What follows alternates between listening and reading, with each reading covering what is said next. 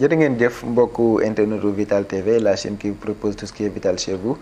Entretien spécial yaakaar naa min ngeen ñu koy def toujours di dalal ñoo xam dañuy wax ci yeneen domaine yoo xam ne amaana sax du ngeen ko xaar. La dernière fois maa ngi dalal ki nga xam ne moom mooy le scénariste, le producteur, le réalisateur Macoura. ñu doon waxtaane ci film Lat Dior bi nga xam ni moom la bëgg a réaliser. ku wax Lat Dior nag sa xel dem ci autorail, ku wax Lat Dior sa xel dem ci saxaar. looloo waral tey jii encore ñu ñëwaat desaat ba tey ci saxaar googu, desaat ba tey ci train boobu. Monsieur Momar Gueye, am na ñu bari ñoo xam ne xam nañu turam fii ci Sénégal mu nekk un expert en chemin de fer, nekk quelqu'un boo xam si ku ràññeeku la jëm ci wàllum saxaar, train, autorail comme façon tur yi ñu ko miine yépp. Train express régional di TER nekk benn jumtukaay boo xam si nii Sénégal daloo na ko ci lu mat ci ginnaaw ñeent ba juróomi at. mu nekk lu amal njëriñ lu mat 60 000 personnes par jour waaye am yu bëri yoo xam ni am na ci te xëy na niñ ko war a xam exactement demeewul noonu. kii nga xam ni mooy sama ganu tey nekk monsieur Momar Gueye ci biir waxtaan bi dina ci yaatal ba lépp loo xam lëntoon na ci nit ñi rek incha allah dinañu ko xam. bala ñuy xóot ci waxtaan bi nag damay nuyu ak moom bàyyi ko itam mu nuyu ak yéen doyen Momar maa ngi leen nuyu. ñoo ngi leen di fay di leen nuyu. di leen remercier aussi le fait d'être venu ñëw seet si ma quoi. pour ñu waxtaan ci loo xamante ne bi mooy chemin de fer ak TER bi. nga xamante ni njariñu Sénégal la. yeneen réew yi sax boo demee tey seen chemin de fer développé na de trop ba merveilleusement lépp amuñu ko loolu ñun mënoon nañ ko am ci Sénégal. waane nag mbir mi ni mu doxee noonu la. donc maa ngi leen di nuyu di leen xamal ne man Momar Gueye laa tudd. maa ngi juddoo Diourbel. en 1949. su may compter samay at tey am na 76 ans et plus. donc maa ngi sant yàlla quoi. donc ma jeunesse je l'ai fait dans le Baol. bu les trains chimiques sa amee mooy les trains à vapeur. ñu daan daw di ci topp di wax naan ko ma ñu me dogale ma ko ma ñu me dogale ma ko ma ñu me dogale ma. ça c'est resté un souvenir.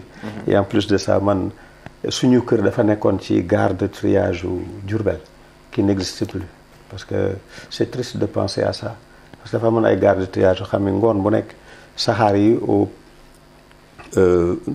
au nombre de 10 ou 12 dañuy ñëw ñu dugg ci kii bi ñu dugal leen ci magasin yi. ay magasins là comme mais c'était les dépôts il y en avait 2 à Diourbel mais qui sont complètement effacés aujourd'hui ak les infrastructures autour de la gare de Diourbel yooyu yëpp effacé nañ ko quoi et c'est regrettable. Bon donc de là-bas j'ai commencé par l'école primaire à Thiaroye Gare sama papa yóbbu woon ma foofu et de là-bas j'ai fini après le CET, l'entrée en 6e et le certificat d'études que j'ai eu les 3 en même temps, Dem de la Fosse. Bon, donc de la Fosse, j'ai commencé à faire mes études là-bas, mais du côté technique, malheureusement, le ñu bëggoon def mënuñu ko def. ndax y a eu modification sur l'école. Donc du côté de Saint-Louis, ils avaient supprimé l'enseignement technique à André Païtavant. Et au niveau de la Fosse, ils ont supprimé la technique aussi, ce qui fait qu'on avait créé des centres de qualification professionnelle industrielle, d'où le CQUD et la marine arsenale, donc pour le diesel et le froid. Bon, moi j'avais demandé à être orienté dans l'automobile, quoi. Bon, et donc j'ai fait quelques années, je crois que c'est 3 ans, 4 ans. Après, je suis sorti parce que comme mon père était un grand commerçant qui gérait tout ce qui était commerce de grains venant de la maison Avignon en France est tombé en faillite, quoi. Donc ce qui m'a poussé à interrompre mes études. Pour mënoon naa def bac technique ou kii yooyu mais foofu laa yemale dem liggéeyi chemin de fer. Que j'avais fait 2 demandes, Taïba et chemin de fer. Donc chemin de fer m'a pris et j'ai fait la formation là-bas en commençant par la conduite et autres. Mais comme je pensais continuer les études à la marine arsenale, me demander ñu affecter moi dans les ateliers. Donc je suis passé par le garage, les petits engins, et ensuite j'ai fini à la division matériel et moteur pour les grands engins yooyu quoi, DMM. Foofu def naa fa 5 ans. Après ci laa démissionné dem France quoi. waaw démissionné wu ma sax dama xawoon découragé tuuti parce que je formais des gens au niveau de la mécanique dans les ateliers. Mais ñoom comme ils étaient dans l'école professionnelle du chemin de fer. bu ñu génnee ils devenaient des cadres automatiquement. Donc moi je restais toujours professionnel quoi, ouvrier. Donc bon loolu tax après bon j'ai tenté ma chance, je suis parti en France. Je suis parti en France le 3 août 74. Mais bi ma demee je me suis inscrit directement à l'Institut Colbert de Tourcoing. Et à l'école technique Turgot de Roubaix. C'est là-bas que ma def test de sélection pour dem au centre universitaire de Lille. C'était pour préparer, comme j'avais pas le bac, c'était préparer l'équivalence du bac, mais bac C. Donc foofu laa ko amee quoi. Et c'est ce qui m'a permis aussi de partir à Paris, où j'ai eu la chance aussi de reprendre mes études auprès de l'école normale supérieure de Cachan, à l'école aérotechnique de Saint-Cyr et au Conservatoire national des arts et métiers Paris. Foofu laa amee ce qu'on appelait le DPCT, diplôme du premier cycle d'études techniques. dal daan permettre 2 ans après que nga mën a def cycle d'ingénieur. Et ça j'ai fait ce circuit-là pour avoir les unités de valeur du diplôme, comment je l'appelle encore, du DPCT, diplôme du premier cycle d'études techniques. Donc après 2 ans nga nekk ingénieur quoi. Bon bu ma jógee foofu Alstom Atlantique du Bourget ñoo ma jël, ça n'existe même plus. Mais dans le nucléaire. Cap des Biches Dakar gi bi ñu koy def fa la ma fekk waaw. Bon les Marocains ñoom ils avaient aussi fait la même chose. Foofu la ma ICS fekk. Au démarrage des ICS. ñu ñëw def loo ma test. bu ma kii ñu wax ma ne ma am na proposition de 4 postes disponibles au Sénégal. muy terminal portuaire, atelier central de fabrication, bureau d'études, dans le cas échéant la CEFIX. CEFIX mooy lan? CEFIX mooy société d'exploitation ferroviaire des industries chimiques du Sénégal.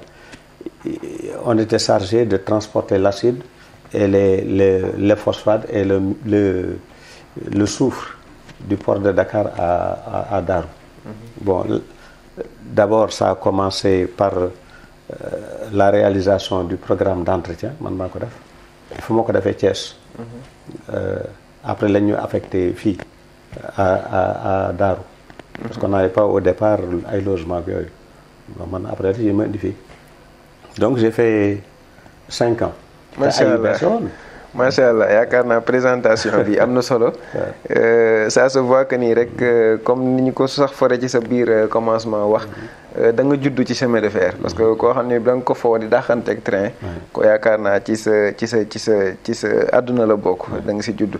te tamit ku dégg même sa parcours scolaire formation universitaire tout ça dina sentir ni lépp rek vraiment dafa dellu ci cadre chemin de fer. waaye comme ni ma ko introduire rek yaakaar naa dañu waxtaan man ak yow lu yàggul dara ci ginnaaw. nga xamal ma ni ma exactement le TER bu ñu ko tegee ci dëgg waxtaanee ko. c'est un projet boo xam ni li Sénégal yëpp yaakaar fa la jógewul foofu. dafa nekk loo xam si yàlla xëy na ci sa xel ak sa xalaat. la ko awale. mooy la bu ñu ko yombalee de xëy na loo xam si lu ñu war a mën exposer la ci biti. suñu moroom sénégalais xam loolu. donc dañ lay remercier sax ci le fait nga nangul ñu entretien bi. tey sénégalais bi nga xam si bëggoon na am lu ko gën a leer ci lu demee noonu. TER bi ñuy wax. te idée originale bi départ ci yow. lan nga ñu mën a expliquer exactement ci TER bi idée bi ni mu la dikkalee ba nga réaliser le projet bala ñuy soog a ñëw ci deuxième partie bi nga xam ne noonu la def ba génne ci sa loxo. Oui, si on revient sur le TER. On l'appelle TER mais TER amagul Sénégal. TER mooy train express régional. Sénégal tey lan la am TU un train urbain. parce qu'il ne dégage pas de l'urbanisation de Dakar. jour bu demee ba dugg Thiès romb ko wala mu dem côté Mbour ba romb ko boobaa mën nañu wax ne am nañu TER. kon li ñu nii du TER. déedéet la machine là la rame de machine. s'appelle le Coradialint. Coradialint la tudd. waaw bu may wax Coradialint nag c'est parce que man je ne dis pas tout mais les 3 premiers prototypes. de ce TER là man j'ai participé à la réalisation.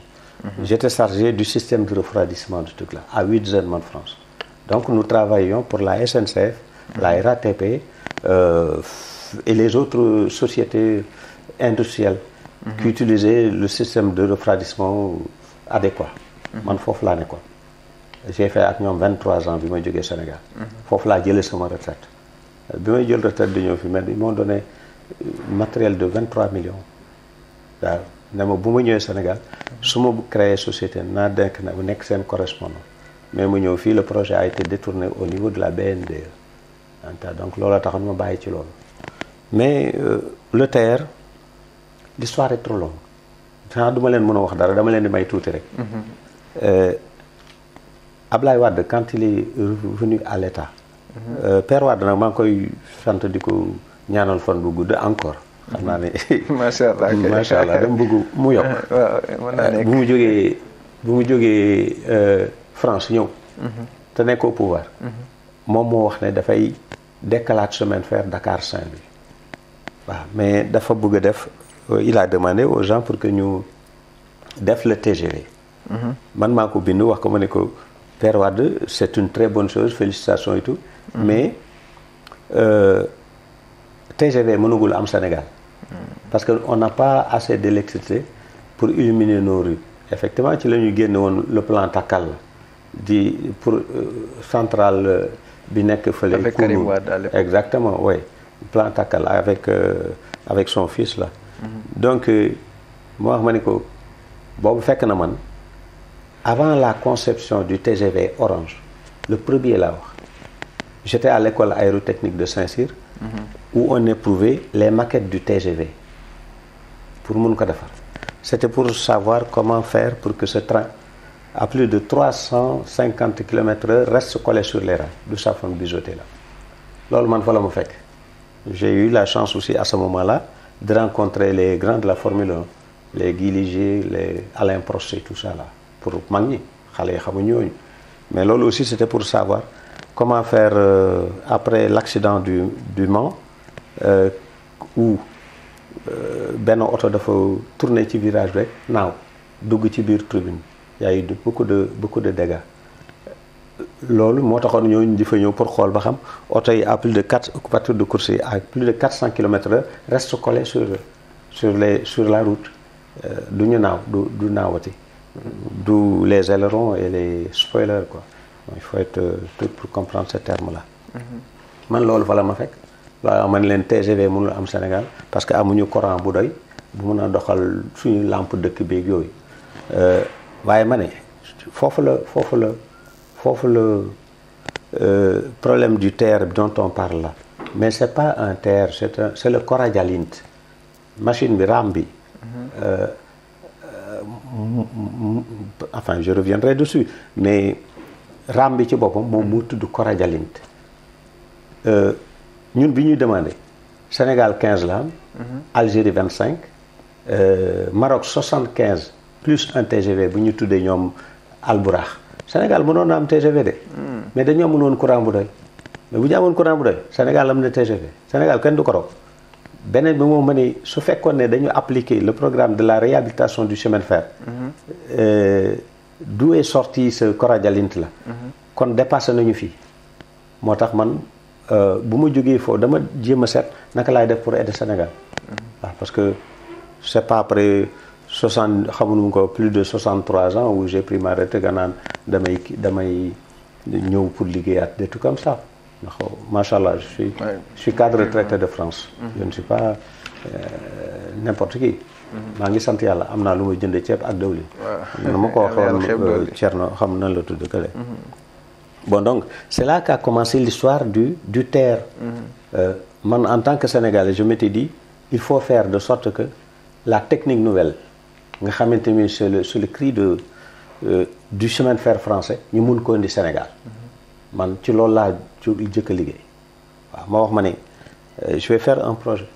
mais projet bi l'avant-projet laa jëkk a def. ku ko jëkk a jot mooy le président Wade. et pour dire vrai président Wade mosuma ko gis. mais je sais que son ministère moom daan nañu recevoir samay courrier. beneen bi mooy Thierno Alassane Sall. qui était au ministère des infrastructures moom it wax dëgg yàlla mosuma ko gis. on s'est jamais rencontré. j'ai tout fait nag pour gis ko mais mënuma ko jot. su dul di ngi saan rek benn jour mu nekk à la télévision avec un technicien là bon qui était mun a oui mais il y a des gens qui disent qu'il faut changer l'écartement des rails et tout ça mais non on n'en a pas besoin. bon man ce jour-là j'ai pris mon téléphone pour rentrer en action mais ba émission bi jeex mënuma leen jot donc j'ai laissé tomber ce truc-là mais après bëggoon naa ko gis j'ai tout fait pour rencontrer ko mais mënuma ko gis. À la même époque il y avait Abdou Ndéné Sall qui était secrétaire général au ministère des transports. moom nag lu ma jotaleeg moom lu ma xamaleeg moom mooy son beau-frère qui s'appelle Momar comme man qui est ingénieur américain là qui était dans le BTP. lu ñu dañ fu ñuy defee tir de pistolet. à avenue à Lamine Gueye Chérod foofu la ñu tase on s'est familiarisé mais Momar waaw mais yow comme tu connais du chemin de fer là est-ce que du ma la mettre en rapport avec mon beau-frère Abdou Ndéné Sall pour que nga jàppale kooku ma ne ko mais amul benn problème et c'est de là-bas que la décision a été faite.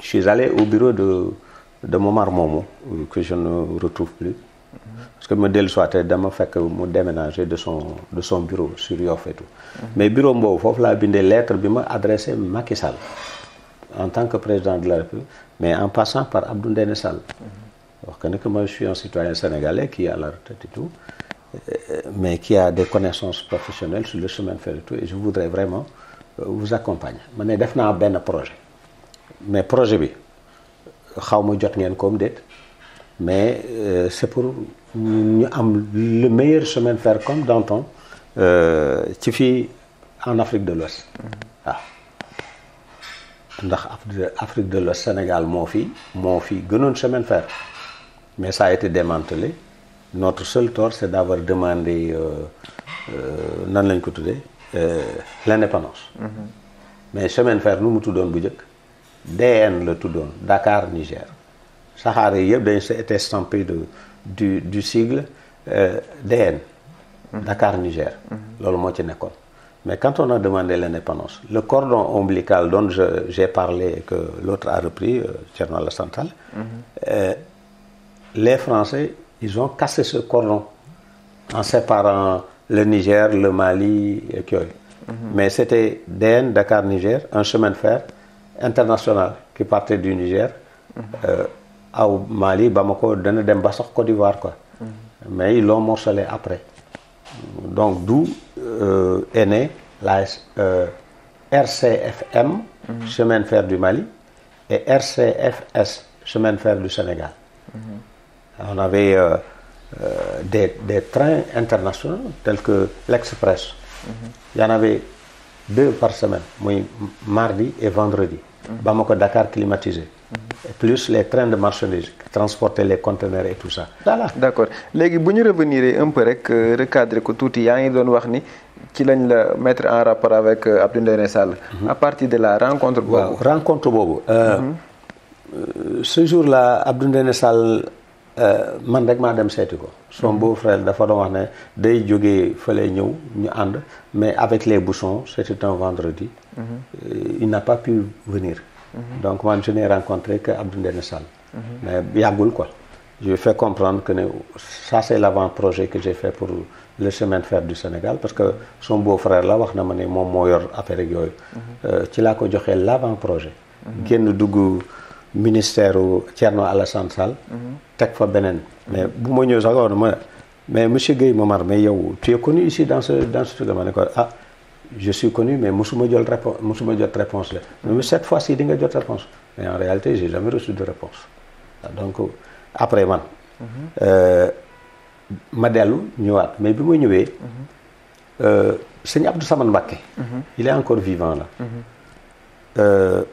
doomu sëñ Modou Fatta Xari Mbacké moom laa rencontré parce que dañoo xamante woon par l'intermédiaire de mes frères. kooku gaañoo yàlla na leen yàlla yërëm. amiin. moom ci boppam moom wax mais Momar yow sa projet Ablaye Wade jotoon na ko ma ne xam naa ko parce que Ablaye Wade ñi mu daan yónnee France am na ñoo xamante y a un expert comptable issu de Taïba. d'ailleurs moom a jàppale woon sax ci calcul comptabilité yooyu muy Babacar Ndiaye donc je remercie de passage moom ak Khoudia Silla qui sont toujours experts à Dakar. moom il est retraité ñoom ñoo ma jàppale pour ma def le programme de la réhabilitation du chemin de fer. avec des calculs très précis et tout. Parce que moi je suis professionnel mais nu mu tudd ñu les comptabilités yooyu ñoom foofu la ñu toll quoi. Bien sûr. Donc comme c'était des proches voilà exactement on a que pour defal lépp. Et quand on a fini le projet c'était évalué à 754 milliards pour refaire tout le chemin de fer sénégalais. Tout le chemin de fer 754 milliards. Avant projet boobu moom laa joxoon kii mais projet bi ci boppam. sëñ Abdou Samane Mbacké moom mu ñuy mboole woon. moom ma ne Momar demal nga defaraat kii yu ñu kii ko ma dem fële Yoff j'ai fait 5 dossiers ñu jox ko benn pour le président de la République avec une lettre adressée au président de la République waaw loolu ces copies là maa ngi leen yore quoi. léegi moom ci boppam dafa nu mu tudd jël dossier bi wax dëgg yàlla xaw ma yóbbu na ko xaw ma mais dama toog daal quelques jours après ñu convoqué ma à l'immeuble Tamaro. pour dem seeti Abdou Ndéné Sall. qui m'a reçu. bu ma ñëwee je lui ai développé le suivi man ko man je suis retraité soxlawuma xaalis soxlawuma dara mais projet maa ko def mais dama ko defoon pour Sénégal waaw dama bëgg mu jariñ réew mi. et que nos enfants là puissent découvrir les techniques nouvelles waaw boobu maa ngi ci projet bi mu wax Africa Flex qui a été détourné léegi il a appelé directement ma jël sama clé USB man maa ko monteel maa ko branché ci ordinateur am defal ko Abdou Ndéné Sall ci boppam defal ko mu ne waa nee na xamuma waaye bu ko neexee mais la réalité man li may wax tama ko wax naa ko ne ko axiru zaman lañ nekk. mujj gi jamono. fen dafa dominer adduna bi. ba dafa dominer lii nan la tudd. dëgg. waaw parce que yow boo bëggul wax dëgg sax ñu fen loola. effectivement waaw il faut que nga nekk ko xamante ni xaw nga ragal yàlla que nga seet lu nekk ci jamono. et en réalité alhamdulilah rabbil alamin mais Sénégal dem nañu ba. fen bi dafay ancré ba mënuñu xam lu ñu def mënutoo xamee yow fan nga nekk ak yooyu. léegi après bi nga ko dugalee les clés dans sa machine. waaw c'était pour nga defal ko démonstration ci projet. après il a demandé. il a appelé aussi. c'est la première fois moom ma gis le projecteur donc moo appelé Sall. waaw ma ne ko man dama ko indi pour réew mi mais dama bëgg mu jariñ dem et comme yéen vous êtes les responsables là mais essayez de l'appliquer. te na ngeen am courage. wax tubaab yi ne leen li ñu bëgg seen dëkk la ñu bëgg suñu dëkk ñun. parce que su leen ko deful ça ne marchera pas. exactement effectivement lu mu doon moo nekk nii tey. léegi après quel est le suivi ginnaaw bi nga ko proposé. il a appelé aussitôt son directeur de cabinet qui s'appelle Abdoulaye Ahmed Sey. mu ñëw mu bind ma lettre courrier yaa ngi ni man bind ma lettre de félicitations. et m'inviter à rencontrer leur technicien pour savoir comment collaborer. benn yoon la Moussa ma toog. ba gis ñuy inaugurer le TER que j'ai proposé au Sénégal. ah bon ah oui. kon rencontre boobu ñu la waxoon da nga ko war a am ak benn laa leen mos a rencontré. amaatul ba ni nga gis ñu xëy inauguré ba ma gis ñuy. c'était en quelle année sa rencontre boobu ak Abdou Ndéné Sall. c'était parce que je leur ai donné le projet. en début 2016. début 2016 le TER a été inauguré en 2019 janvier exactement. waaw mais xaw na yàgg 2007 moo tax ma ne ñoom dañuy wax ci affaire TER beeg mais TER bi ça date de longtemps c'est pas maintenant.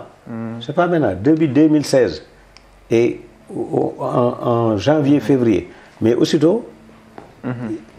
Macky Sall ak Abdou Ndéné Sall se sont retrouvés au CICAD pour présenter le chemin de fer, mais sur un autre, je sais pas moi comment ils se sont arrangés, en promettant de faire fonctionner le TER en 2018.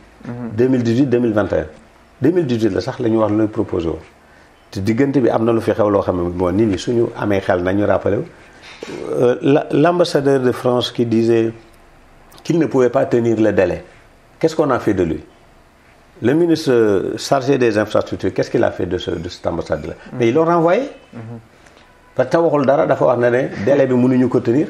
mi ngi noonu loolu doy na waar doyen Momar loolu doy na waar trop.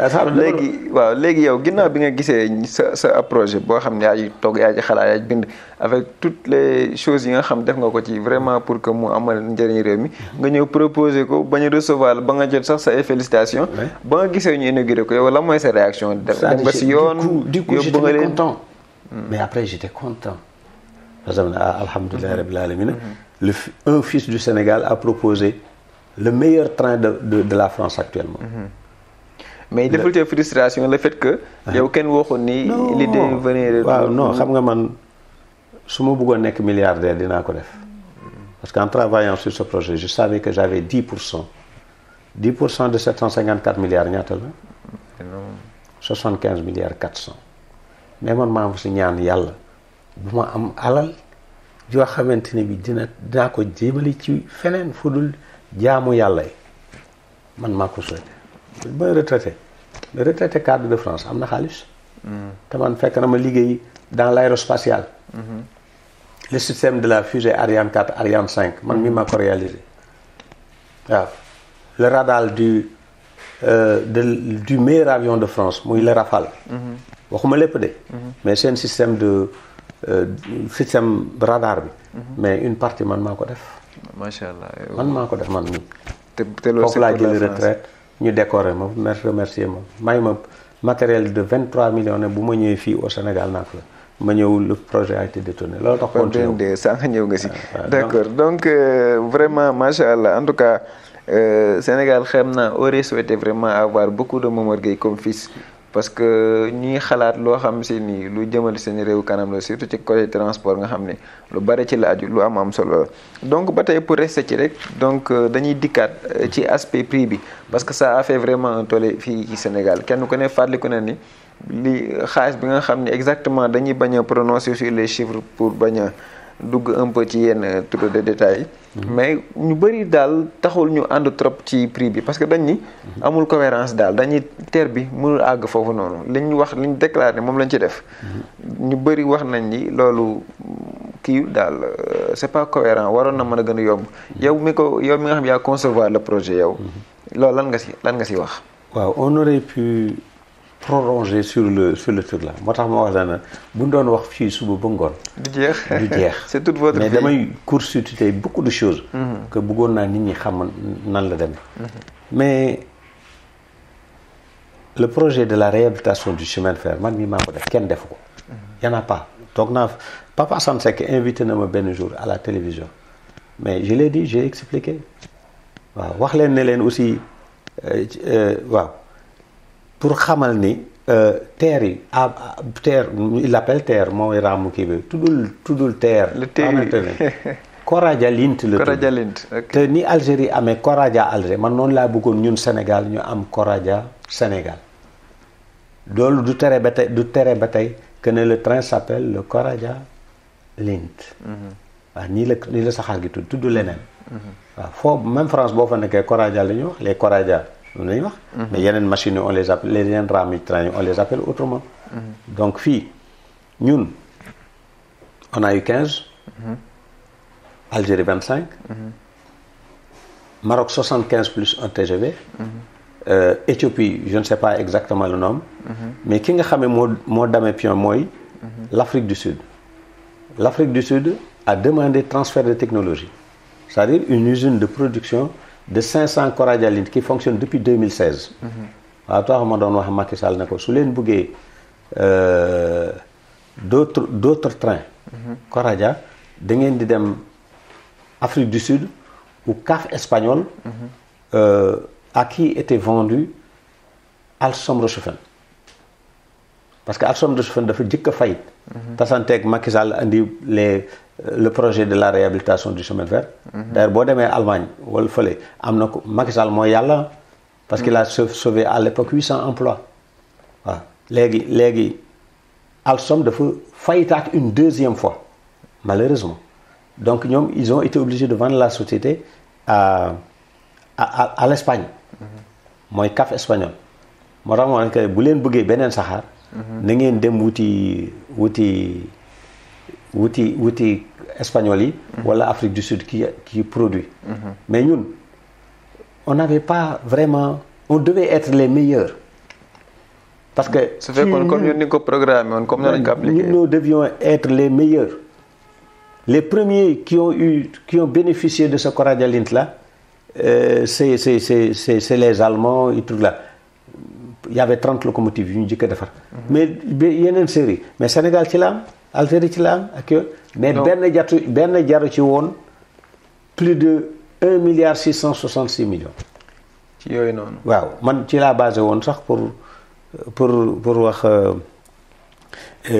réhabilitation chemin de fer ci laa basé woon pour expliquer les détails et que ça pouvait être 754 millions mais damay wax ne xoolal tey jii ne lu ma doon expliquer l'autre jour moo di ne su dee ne ñoom nee nañu train yi dépassé na loolu tey jar 2 milliards mais 15 trains ñaata lay jar 2 milliards 30 milliards waaw ñoom enfin je sais que à l'époque 1 kilomètre de voie ferrée standard nous revenait à 666 millions ñoom nee nañu Diamniadio Dakar 1 milliard la bon 46 kilomètres à 1 milliard ñaata la 46 waaw 46 milliards ça fait 46 milliards mais voire 50 plus 30 ñaata la 80 subhanallah 80 millions donc moi je me dis avec 100 milliards on pouvait faire li ñu fi def tey ñoom avec 100 milliards on pouvait parce que la réalité c'est ça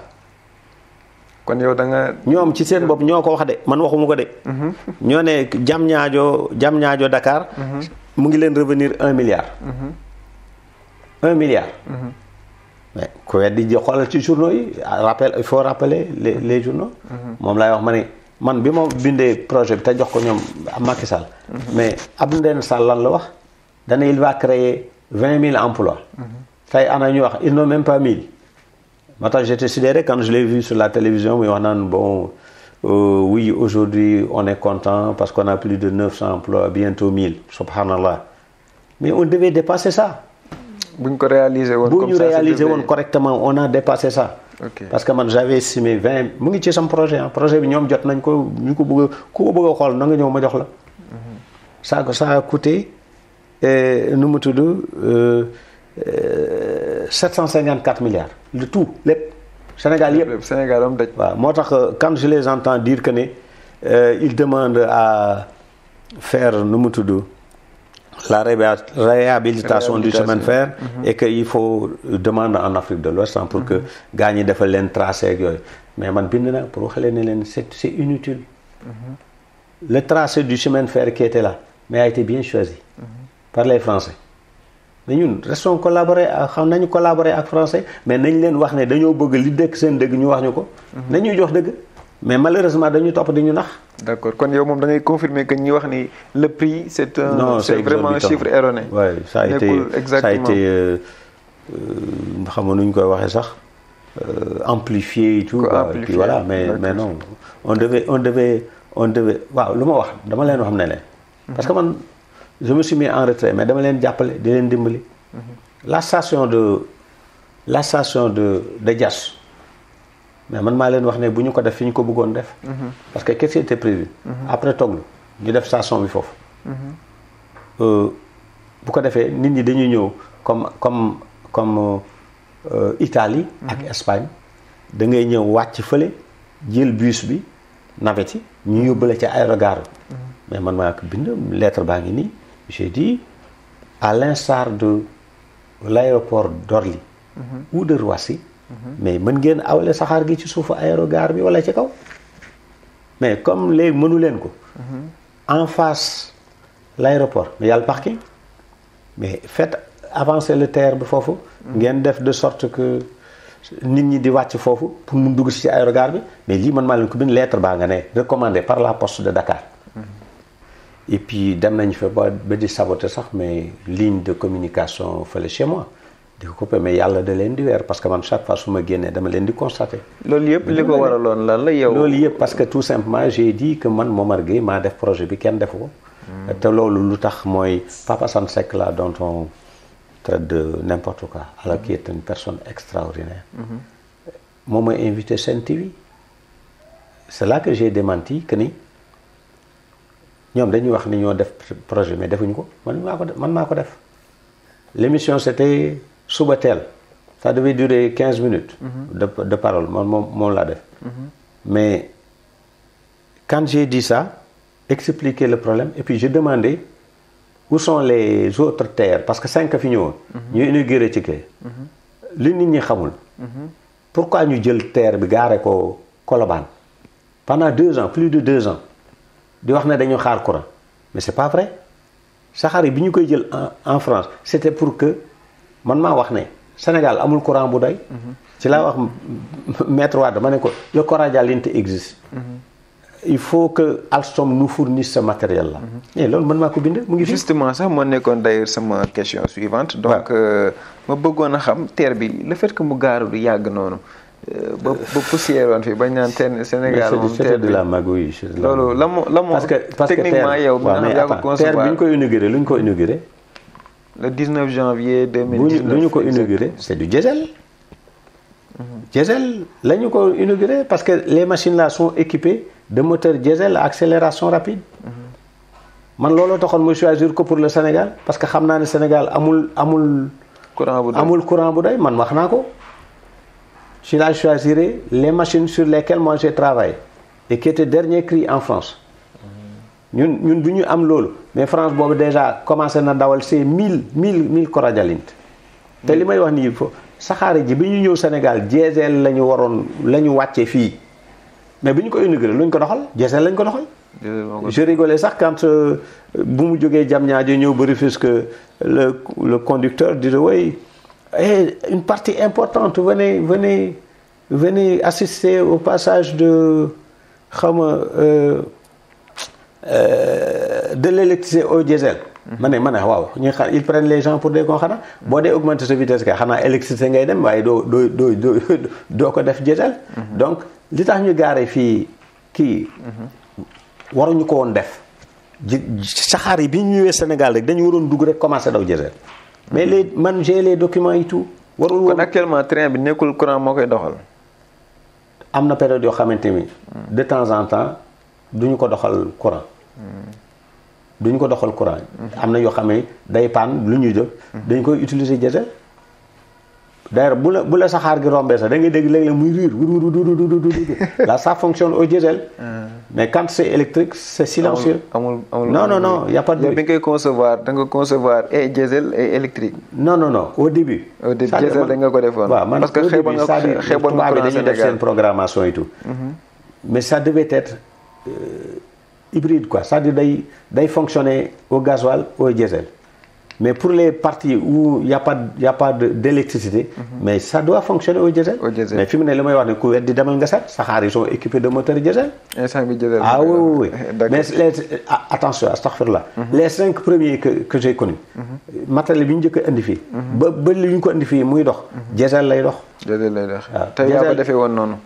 mais waaw parce que Sénégal amuloon courant bu doy exactement d'ailleurs looloo taxoon nga waxoon waat ni ko mënaguñu am TGV. voilà donc on peut prétendre au Coradialite. très bien donc pour ñu ñëwaat rek tuuti ci aspect technique yi parce que yaakaar naa aussi ci suñu biir waxtaan ba. yaa ngi ma doon xamal ci côté écartement yi terre bi dafa ñëwee avec un écartement de 1,50 m. léegi te réhabilitation bi nga xam si moom la Macky bokk ci li mujjee def bi muy bëgg wàcc. dafa xalaat conserver les chemins de fer yi fi amoon te ay 0,90 la. tey loolu jeexital bi lan la. waaw loolu c'était de la magouille quoi parce que ku nekk day xam ne bu évolution day am da ngay tu tends au modernisme. mise à jour il faut avoir le courage d'évoluer. ba ma jëkkee gis ñuy wax affaire conserver le 0,90 m. mais dama ma ne 0,90 m c'est périmé quasi inexistant. le fait de le reprendre, ça coûte beaucoup plus cher que d'acheter du nouveau matériel. Et comme le Coradial ici au Sénégal, il faut en profiter parce que lii la grand écartement la ma ne MDL a ngi ñëw mais MDL mu ngi door di démarrer mais demandez leen bu ñuy indi seen machine yeeg seen kii ñu def ko grand écartement c'était plus rentable pour ñun c'était plus rentable parce que Bamako Dakar ñuy wax naan tali bi mu ngi yàqu ndax kii mais on pouvait faire le ferroutage. C'est quoi le ferroutage? C'est transporter les véhicules là, les routes, camions yi mais tax ci saxaar loolu mën nañu ko def mais avec le grand écartement man loolu ça je l'ai proposé mais man je n'ai jamais reçu de réponse musuñu ma tontu. kon actuellement bu ñu la déggee mooy train bi fee mu nekk Dakar Diamniadio rek la mën daw mais buñ ko bëggoon yaatal tey bu ñu ko bëggoon yaatal ko moo tax man leen mais ils perdent du temps et de l'argent loolu wax naa ko de même bon il y a des jeunes qui viennent me voir et tout ça mais man li may waxoon naa ko bu yàgg ñun on peut remercier les militaires maliens su du woon ñoom seen révolte beeg yooyu kon ce Coradial int la bi ñu ko indi Sénégal nu ñu ko indi pièces détachées fu ñu ko doon monté à Colobane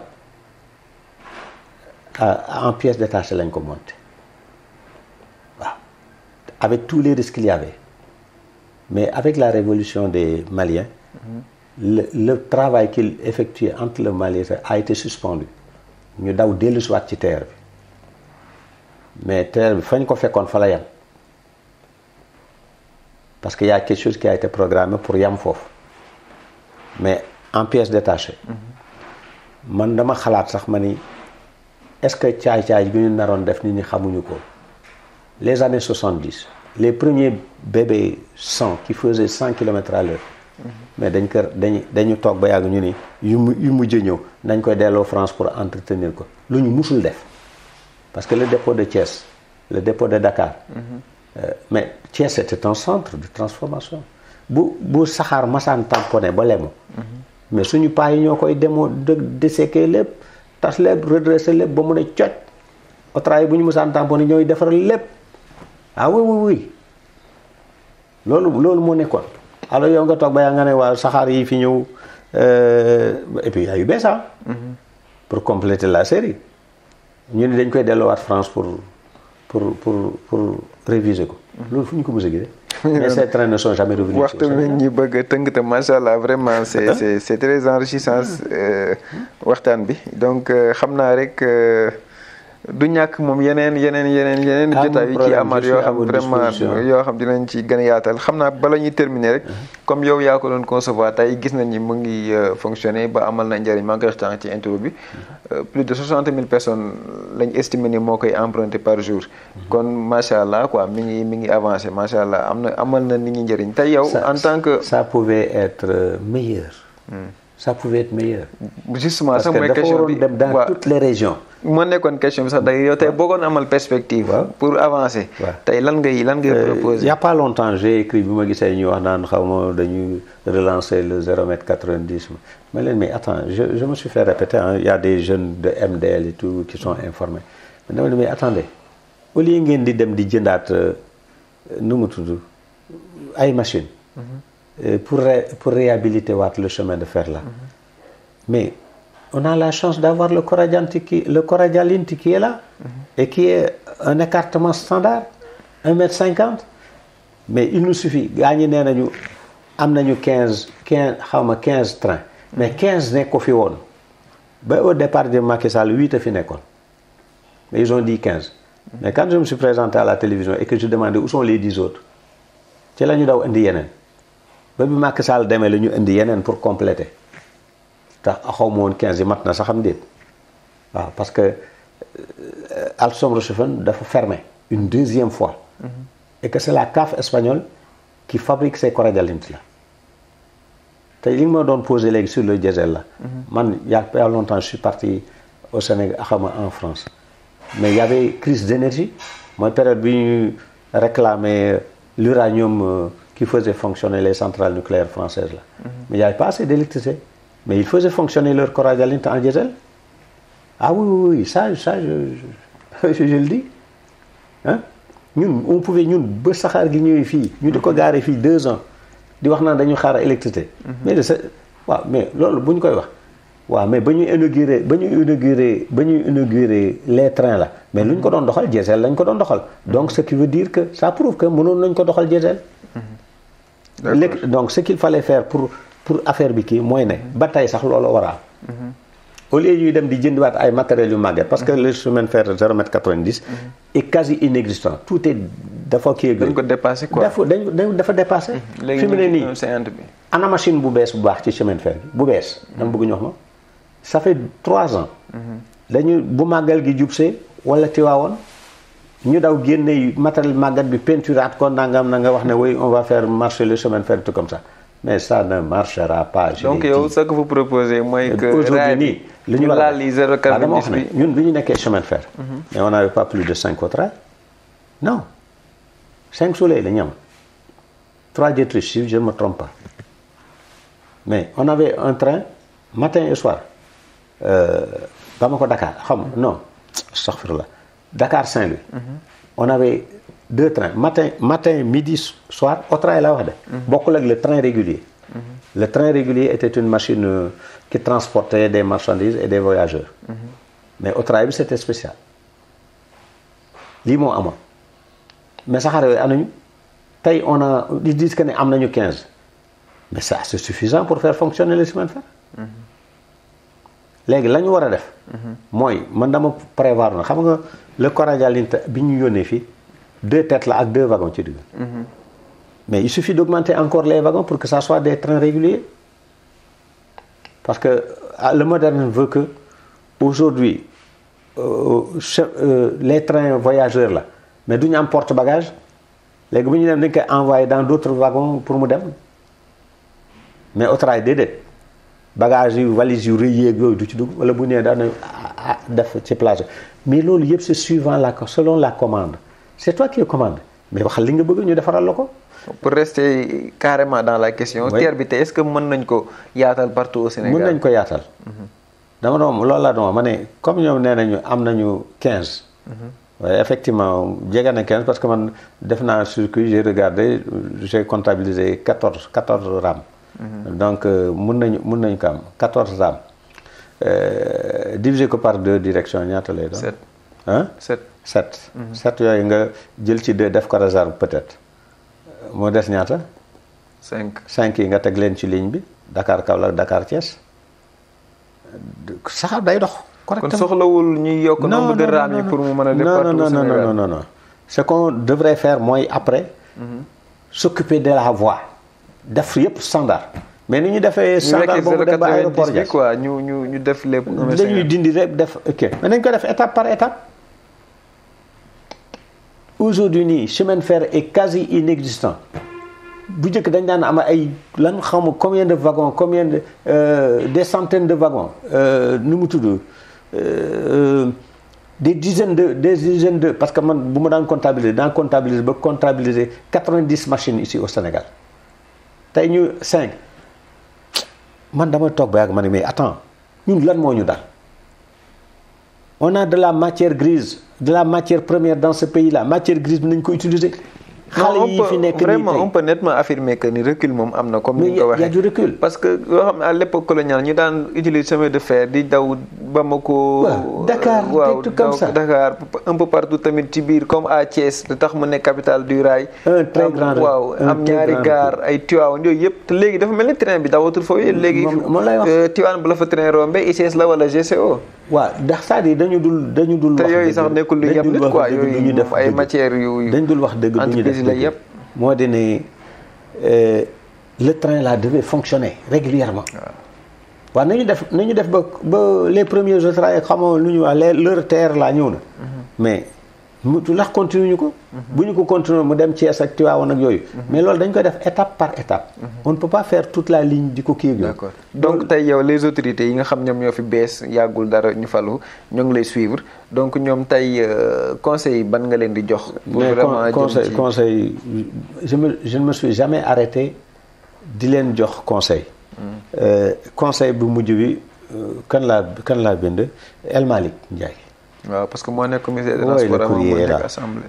El Malick Ndiaye moom laa jëkk bind parce que dama jëkk gis ay erreurs yu mu def moom en tant que ministre quoi mooy ñu fal le ministre des transports nga ñëw au lieu de faire le bilan xool lan fi nekkoon lan fan la ñuy tolloog yooyu c'est ça qui est primordial xool lan moo fi nekk nga door di xayoo xalaat lan nga war a def mais aussitôt il est parti en Allemagne pour dem Alstom-Reichshoffen pour di kéeg yooyu ou quelques jours après mais j'ai eu honte on leur a présenté un quart de coradialine sur un camion fu mu jógee man di sama calcul dama yaakaar ne comme France amatul woon kii yooyu Espagne soriwu fa man dama yaakaar ne foofu ne ñu teg ko ci camion ñëw di ko présenter naan ko ça c'est les futurs trains qu'on va vous ramener chez vous mais j'ai rigolé ce jour-là je dis mais attends ñi xamuñu dara non je l'ai dit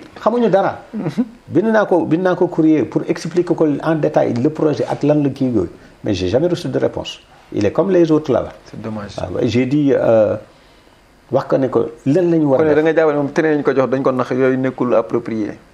non comme ñoom ils sont en truc avec le Sénégal sur le problème du TER la. mais dañu waxoon ne nu mu tudd 15 trains la ñu indi mais 15 nekku fi woon ba bi Macky Sall dem 8 a fi nekkoon man wax naa ko bind naa ci wax naa ci mais kenn tontu ma. c'est dommage en tout cas malheureusement temps bi. xoj nañu trop léegi nag le problème moo di ne wax dëgg yàlla lu ñu war a def. mooy ne pas acheter du matériel vieux. comme ils promettent AMDL machin et tout ça là ce n'est plus MDL c'est GCO xam nga XR. dañu war a jël ñooñu les agents là on doit les intégrer. dans la réhabilitation du chemin de fer. on ne doit pas les écarter ou les négliger. Parce que c'est des anciens cheminots. On les conserve. Et ce qu'on fait, on les regroupe. Mais pas les diviser en syndicats, chemins de fer. Mais Sénégal, ban réew la ñu gis mu am plusieurs chemins de fer. benn chemin de fer war nekk muy la RCFS, Régie des chemins de fer du Sénégal. Régie des chemins de fer, la RCFS moom moo fi war a nekk. bu ko defee ñëpp ils se regroupent. bu leen neexee ñu def téeméeri syndicat. mais comment trouver SNC xamoon. SNCF non nu ñu ko tuddee CFS. CTR. RCF RATP moo xamoon nu mu tudd suñu saxaar gi TER. mais attends et puis on dit que le CFS. n'a pas le droit de regard sur le TER loolu mooy lan. alors que le TER est une partie intégrante de la régie des chemins de fer. Raison pour laquelle ma naan magu yeeg yooyu. CFS et tout. Il y a tellement de choses à dire. Il y a tellement de choses à dire, bien sûr, vraiment. Mais on se reverra prochainement. Inch'Allah, moom kay xam na même sax ñoo ngi xalaatal vraiment ci biir discussion bi comme vous avez eu à faire le document là sur la réhabilitation. bu la ko temps bi may wér gi ñu ñaanal la ko inch'Allah xam naa du ñàkk sax ñu jéem a def benn. émission spécifiquement ci document boobu vraiment pour jéem ko jotal gaañ. y a pas de problème. bu ko defee voilà mu ngi noonu boo ñëwee. si damay ñaan rek gaañ yi waaye comme nekkatuñ fi. amul non incha allah dañ lay bàyyi ils ont cherché à m'éliminer parce que man li ma ci xam kenn xamu ko ci. waaw c'est ça donc boo ñëwee ñu def benn genre exposé bu ndaw rek. ci projet bi nga bind noonu réhabilitation. comme ça ñu présenté ko à tous les Sénégalais ñoo xam exactement que Sénégal kat am na doom boo xam ne vraiment. am na lu mu liggéey aussi am na lu mu yéene ay. y a pas de problème donc le projet est là. waaw mi ngi noonu donc waxtu moo ñu tënk ba pare donc dañ lay bàyyi rek nga def sa kàddu yu mujj. voilà waaw maa ngi leen di sant bi ngeen amee xalaatu ñëw sa temps parce que man depuis bu ma amee sama déboire avec l'État là où on cherchait à m'éliminer. d'où la balle de pistolet qui est dans ma cuisse. Oui, c'est des réalités, hein, les photos et ça. J'ai été hospitalisé à l'époque à l'hôpital principal. Bon, ñu wax ni bon comme damul yàq déggul si du bouger d'ici 20 ans. Donc après je suis reparti en France, mais ils m'ont dit la même chose. Donc maa ngi liggéey maa ngi daw maa ngi def sport et tout, mais la balle est là dans le truc quoi.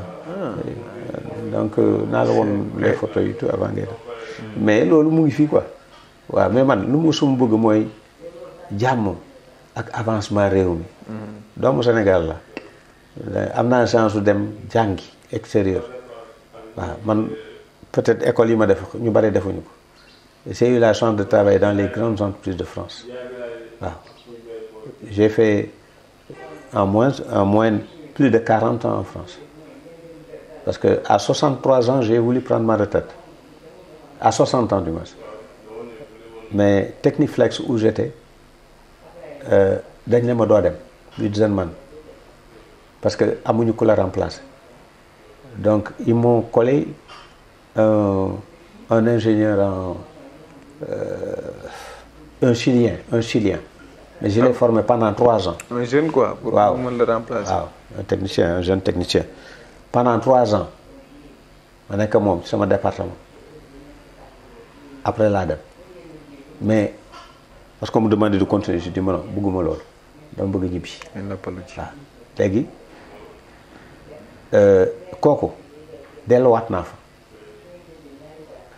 quelques années après mais bu ma ñëwee le directeur de site bi ma fa bàyyi woon dem na retraite ki ko remplacé il était le chef comptable de la société il est devenu le directeur de site de la société mais il m'a gardé pendant 1 heure de temps dañu ay xarit la ñu woon quoi parce que il aimait bien le Touré Kunda et tout ça là mais dama ñëw mu ne mais Momar mais vraiment nous regrettons ton départ carrément mu ne mais qui l'a remplacé il n'a pas su faire l'affaire on a été obligé de fermer le département subhanallah ku weddi li may wax téléphonel 8 German France nga laaj leen kii yee Momar Gueye macha allah waaw loolu laay wax dama ne topp leen sama circuit man li ma wax fii léegi mais ngeen dem ngeen laaj kii yee Momar Gueye lu ma bëgg wax dama ne Sénégal am nañu beaucoup de jeunes beaucoup de personnes qui constituent cette matière grise là nañ leen utiliser bu ñu leen utiliser dina dox il y a beaucoup de jeunes yu ñu xam dañu ñëw mais dañu obligé demaat parce que duñu leen jox la ñu war a kii ba ci TER bii gaa ñeen di fii il y a beaucoup de jeunes qui voulaient venir mais dañ leen wax ne du dox donc ils ont été obligés de rester là-bas. waaw nañuy dem ci TER bi ñu laaj des jeunes yi fi nekkoon ñoo xam du ma citer seen nom sax sont déjà des enfants de mes amis mais dañu obligé dem parce que neen Sénégal liggéey dañuy font et en réalité c'est comme ça moo tax yàlla nañu yàlla dolli jàmm amiin amiin yàlla nañu yàlla dolli sutura amiin li ma bëgg a wax daal moo di ne suñu defee lu ñu war a def li ñu fàtte woon ñu defaat ko dina dox inchallah mais nañu compter ci les jeunes de ce pays là ils sont très intelligents ils sont très évolutifs bala nga ko xam nga dekk France wala feneen mais qui sont à la tête des sociétés autres là mais c'est les Sénégalais donc man damay wax ma ne man chance ba ma amoon ba dem ci fële yooyu mais parce que maa ngi sant yàlla parce que dama nekkoon français moo tax ma liggéey ci société yooyu mais bu ma fa nekkoon comme kii ak yooyu du ma fa liggéey doo ko mën def du ma ko mën def macha allah en tout cas kontaan yàlla dolli jàmm yàlla war ke continuer def jàmm ci réew mi yaakaar naa ne ñii fi nekk del ñu ngi ci aw yoon te bu ñu leen jàppalee déglu leen bañ a yàkkamti dina dox incha allah waaw incha allah yàlla na yàlla dolli jàmm amiin amiin jërëjëf Pape Momar kontaan nañ trop vraiment ci dalal bi ñu dalal di jalo di ko rappeler incha allah ñu tenir lañ ci vraiment sa projet bi nga xam mooy réhabilitation du chemin de fer nga ñëw sur Vital exposer ko à tous les Sénégalais d'ici et de la diaspora pour que ñëpp xam exactement Sénégal lan la war a mën a bénéficier wu ci kanam jëm ci projet boobu noonu ginnaaw bi nga xam si le TER ak li nga ci expliqué yëpp jaar na fa ba pare dellu itam dellu ñaanal la wér ndax yaa ngi koy wax 76 ans macha allah donc 76 ans waaw macha allah loolu moom mi ngi noonu et plus yàlla na yàlla xeeb doole yi yàlla nga ko dund triplement donc gën la ñaanal wér gën la ñaanal gudd fan ba mbébét bi nga xam ni si am nga ko vraiment pour jëriñ sa réew ci sa xam-xam bi la yàlla seet di jëm ci wàllu chemin de fer ba nga fekkee lépp incha allah lu mën a nekk la parce que comme c'est des projets xam c'est déjà écrit noir sur blanc voilà il ne reste qu'à les réaliser kon lu war a mën a nekk la peut-être quelques rectificatives à faire. Voilà, exactement. Mais on n'a pas besoin de faire autre chose. Mais lu war a mën a nekk la nga fekk ko ba yéeg ci sax d'ailleurs mos nga yéeg ci terre bi sa terre bi. waaw am na benn jour. parce que dama toog lu yàgg ma ne mais moi c'est pas raisonnable que kii yooyu. alors qu'est-ce que j'ai fait je suis allé à la station de Rufisque. ak sama benn doom. je suis monté dama jëkk aw ci aérogare bi ci gare bi. ndeysaan waaw non loolu c'est fële en cours de truc à Diamniadio. ma dem ba Diamniadio wàcc taxaw ci gare bi kii yooyu ñuy tàggam xaw ma nu mu tudd Abdou Ndéné Sall kii yooyu ma de waaye yàlla mooy kenn rek ku xam li nga xam quoi. kii on lui a donné ça pour mu servir Sénégal il se bat di wax naan moom ak Macky Sall ñoom ñooy initiateur mais attends il faut arrêter. Bon donc après nga yéeg ci terre bi. waaw man ma yéeg ci terre bi dem ba Dakar. dikkaat. dellu soit ba Rufisque jël si sama oto. C'était pour m'imprégner de effectivement ouais bien sûr lu war a mën a am. parce que lu may wax je constate. oui bien sûr parce que bëgguma wax loo xamante ni defuma ko. en tout cas affaire sama njaboot ne ma papa. ànd naa fa man mi avec un cousin boo xam si Italie la fréquenté mais bi ñu yéegee teer bu dañu mais vraiment Sénégal am na avancé bu am solo parce que dañu man même train yi ma yéeg en Italie mu ne bii moo gën a am luxe bii moo gën a am confort moo gën a set mais njëgam sénégalais yi wax loolu asama man mi ka ko proposé Sénégal effectivement il a beaucoup apprécié le terrain en tout cas xam naa lu xew on vous en félicite vraiment ci vraiment kii boobu noonu donc ni lañ koy defee saa su ne ci seen rubrique entretien spécial ñu ciy dalal ñoo xam si comme ni ma koy wax du ngeen koy foog la fois dernière ñoo ngi woon dans le cinéma tey ñu ngi ci chemin de fer prochainement aussi dañuy dikkaat que yeneen domaine incha allah moom tamit comme ni mu leen ko rassuré du yàgg dara dinañu ko andi mu exposer leen le projet bi nga xam defar na ko ci sur la réhabilitation du chemin de fer donc ñëpp war ko mën a découvrir ndo kon di leen fàttali rek ngeen abonné ci chaîne bi Vital TV la chaîne qui propose tout ce qui est vital chez vous